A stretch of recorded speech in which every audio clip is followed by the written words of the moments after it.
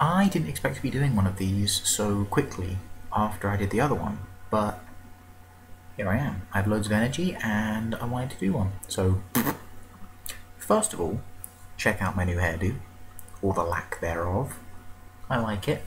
It feels cool on my head. During the summer, I'm actually going to make it even shorter. I'm going to go full Bruce Willis with the head shavedness. I would have done it this time, but, you know, baby steps. I'm also wearing a very cool t-shirt I'd like to show you. It's a Game of Thrones panda sitting on a throne of bamboo. It's pretty cool.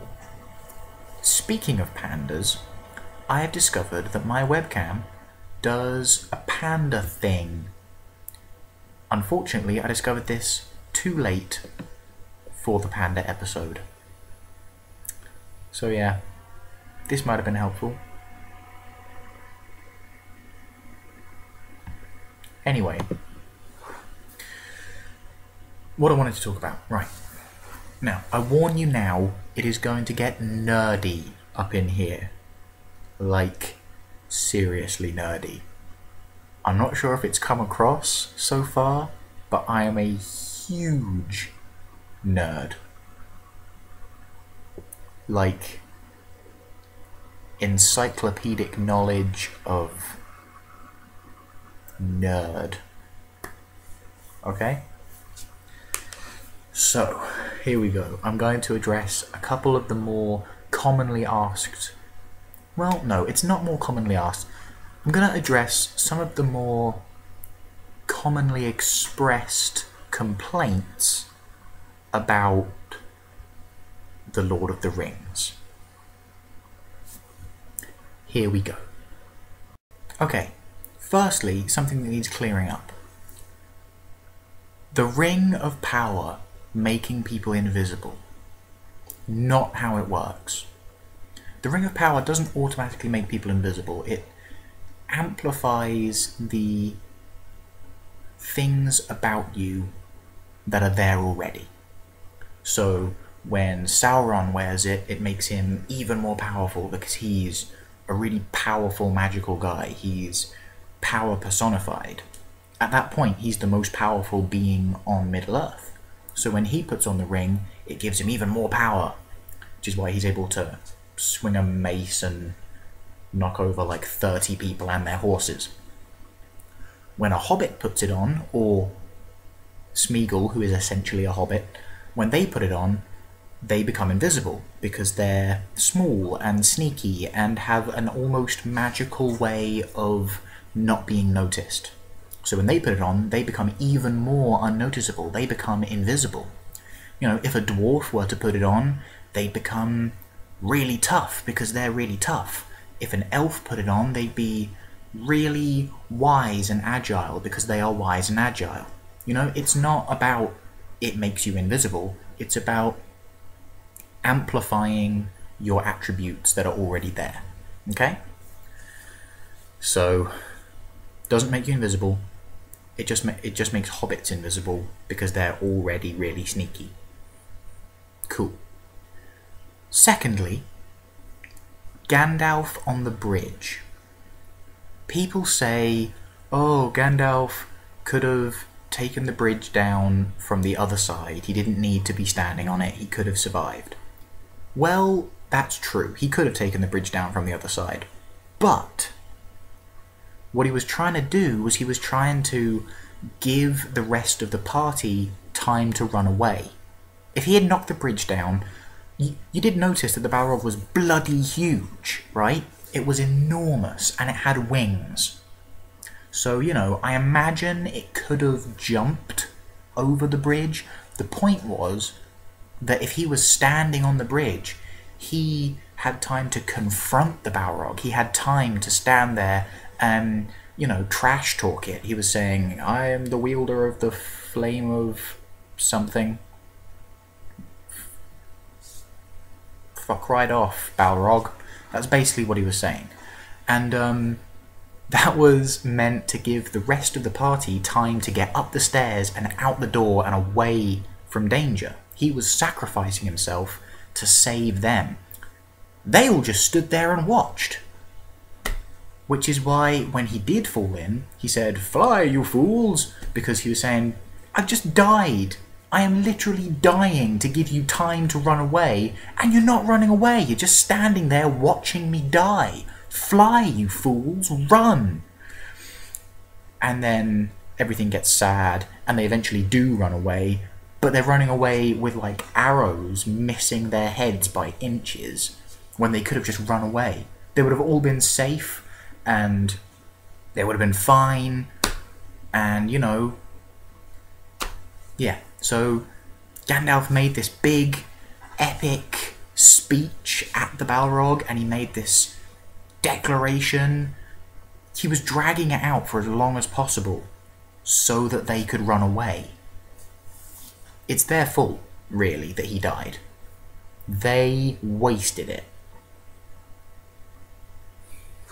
If it was a straight-up fight, Gandalf would have beaten the Balrog. He could have fought it, and, you know, it would have been a hard battle. It would have been probably, I think, the hardest battle he's ever fought on his own, but he would have beaten him. It's been done before. Wizards have beaten Balrogs, and he is one of the best wizards. So, thirdly, and this is the big one, and I expect it's the one that you were expecting, but why didn't they use the eagles in the first place? God, I hate this argument. People say that because the eagles were able to go in at the end and save them from the lava, they should have been able to fly on the eagles in the first place and just drop it in. Nobody would have died, they wouldn't have had to walk the whole way, blah-de-blah-de-blah. First of all, by saying this, you're completely missing the point of the Lord of the Rings. The point of the Lord of the Rings, it's not... The Lord of the Rings was written a very, very long time ago, like a very long time ago, early 20th century. It was written before both of the World Wars, I think. No, actually, I think it was written post-World War One. But anyway, very early on in the 20th century. And back then, it wasn't about get to it as quick as possible. The story isn't about mission and accomplishment. It's about the journey. It's about travelling and journeying and adventuring. It's not about, let's get this done as quickly as possible, okay? So first of all, you're missing the point. Second of all,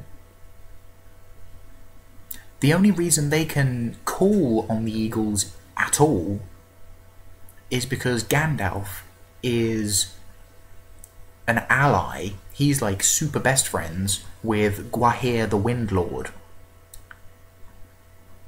which you may recognise as the nerdiest sentence ever spoken by man. Gwahir the Windlord. Anyway. Yeah, he's friends with Gwahir the Windlord, who is the king of the eagles. And if he wasn't, and the only reason the eagles come for them at all is because Gwahir is doing Gandalf a favour. You know, Gandalf doesn't command the eagles, he just has this friend who happens to be king of the eagles, who sends him some eagles to help Gandalf out every now and again. And the reason he didn't do that is because they all would have died. Eagles flying over Mordor.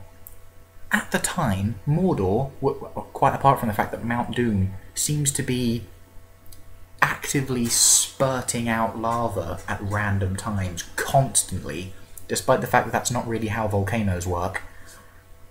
Also, there's the big eye in a big tower looking at everything and being evil. Seems to have... the gaze of the eye has a physical effect on people, so if you're flying over there and he's just kind of like looking at you, and you're flying over and he's going, "Oi, what are you doing?" That's going to have an effect on you. You're not going to be ready to just plop the ring in the hole, you know?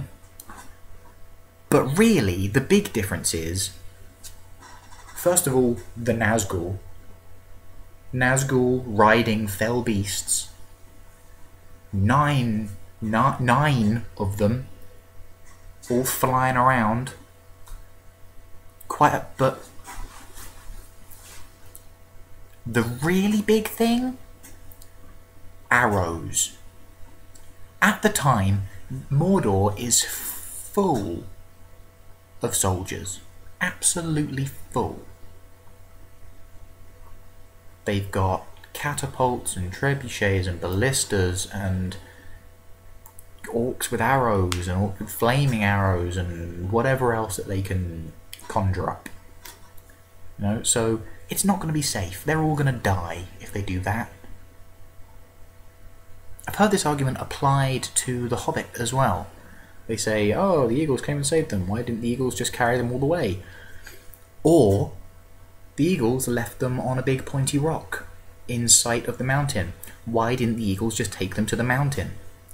Well, in that case, it's a dragon. The danger around the mountain is a dragon. It's actually mentioned, described in the movie as a furnace with wings. It's difficult to get more superiority in the air than a dragon. Again, they would have died. So, yeah. Eagles, not a solution. Right, that's quite enough of that.